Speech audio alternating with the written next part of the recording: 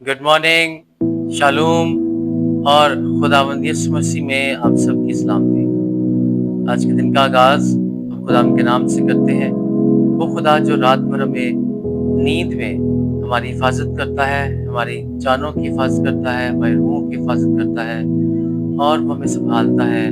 और ये खुदा की मेहरबानी है कि हम जिंदों की ज़मीन पर जिंदा हैं और उसकी तारीफ, उसकी हम्द करते हुए उसकी बारगाह में हाजिर हैं।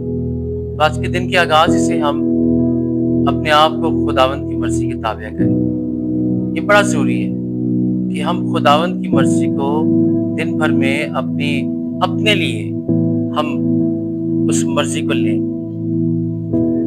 मेरे अज़ीज़ों, दुनिया जिस डगर के ऊपर जा रही है, जैसे हालात दुनिया के जा रहे हैं, दंगा फसाद, लड़ाइयाँ, झगड़े और कौम पे कौम चढ़ाई कर रही है और मोहब्बत ठंडी पड़ती जा रही है। घरों के अंदर टूट-फूट चल रही है। खानदान के खानदान जो है वो आपस में छोटी-छोटी बातों को लेकर उनके अंदर लड़ाइयाँ और झगड़े हैं। और हर दिन के आगाज से इंसान अब ये सोचता है कि मैं आज का दिन कैसे गुजारूंगा, क्योंकि चैलेंजेस बहुत हैं, परेशानियां बहुत सारी, महंगाई का तूफान और दीगर चैलेंजेस, बहुत सारी बातें, बहुत से तकलीफ, बीमारियां, हर एक से इंसान लड़ रहा है। और इन सब के चलते हुए बाज़ औक़ात हम सोचते हैं कि मेरा मुस्तकबिल क्या है, मेरे बच्चों का मुस्तकबिल क्या होगा, मेरे घराने का मुस्तकबिल क्या होगा, हम कैसी जिंदगी बसर करेंगे, कैसे हम आगे बढ़ेंगे, कैसे हम कामयाबी हासिल करेंगे। इन सारी बातों का जवाब खुदा के कलाम में है। मैं आपको बताना चाहता हूँ कि एक जिंदा उम्मीद हमारे पास मौजूद है और वो जिंदा उम्मीद खुदावंद यीशु अल मसीह का जिंदगी बख्श कलाम, वो कलाम जो जिंदा कलाम है, वो कलाम जो सच्चा कलाम है, वो कलाम जो बरहक है और सच्चाई पर मबनी है। जिंदा कलाम, खुदावंद का कलाम। खुदावंद का कलाम जो है हमें हर बात के लिए तक़वियत देता है, तसल्ली देता है, हमारा हौसला बढ़ाता है, हमें इत्मीनान देता है। मेरे अज़ीज़ों, मुकाशवा की किताब जो है ये एक ऐसी नबूवत की किताब है जिसके अंदर ना सिर्फ नबूवत की बातें लिखी हैं, बल्कि इसके अंदर आइंदा आने वाले उस जलाल के लिए जो खुदा अपने लोगों को देगा, उस अजर के बारे में भी लिखा हुआ है। और मेरे अज़ीज़ों, मुकाशवा 21वां बाब उसकी 4 और 5 आयत को जो है मैं आपके सामने पढ़ना चाहूँगा। आइए खुदा के कलाम की तरफ ध्यान लगाते हैं। लिखा है, और वो उनकी आंखों के सब आंसू पोंछ देगा। इसके बाद ना मौत रहेगी और ना मातम रहेगा, ना आहो नाला, ना दर्द। पहली चीजें जाती रहीं। और जो तख्त पर बैठा हुआ था उसने कहा, देख मैं सब चीजों को नया बना देता हूँ। फिर उसने कहा, लिख ले, क्योंकि ये बातें सच और बरहक हैं। तो मेरे चीजों, इन दोनों आयात से हमें इस बात की तसल्ली मिलती है कि ये दुनिया जिसमें हम जिंदगी बसर कर रहे हैं ये आर्जी है, ये फानी दुनिया है।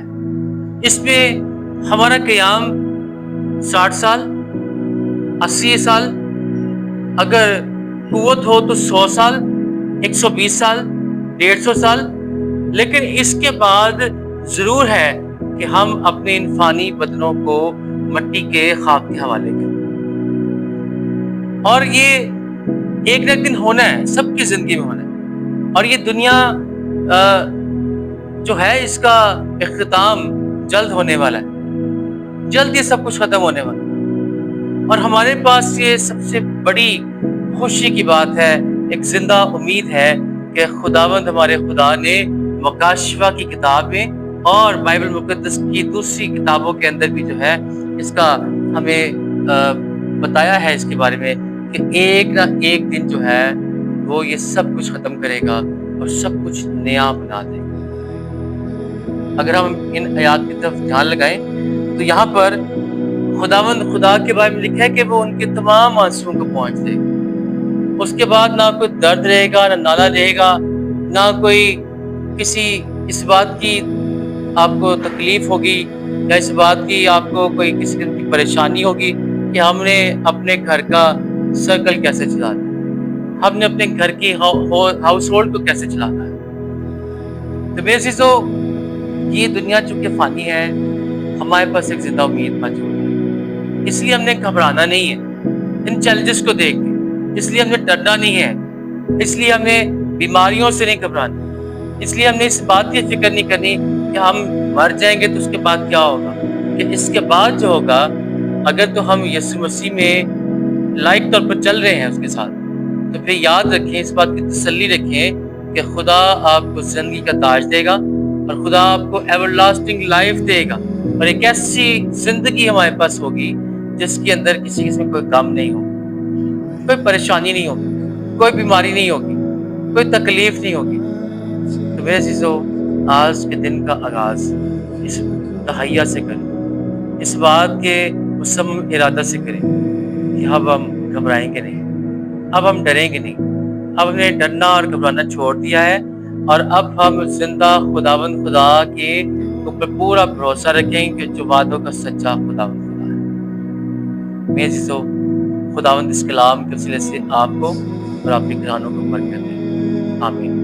آئیں دعا کرتے ہیں۔ خداوند، حضور کا برتر تجھے جلال سے بھرا ہے، تیرا شکر ادا کرتے ہیں آج اس دن کے لیے، اس دن کے آغاز سے خداوند تیرا شکر کرتے ہیں کہ تیرا کلام ہمیں تقویت دیتا ہے، تیرا کلام ہمیں تسلی دیتا ہے، تیرا کلام ہمیں اطمینان دیتا ہے، تیرے کلام کے اندر خوشی ہے، شادمانی ہے۔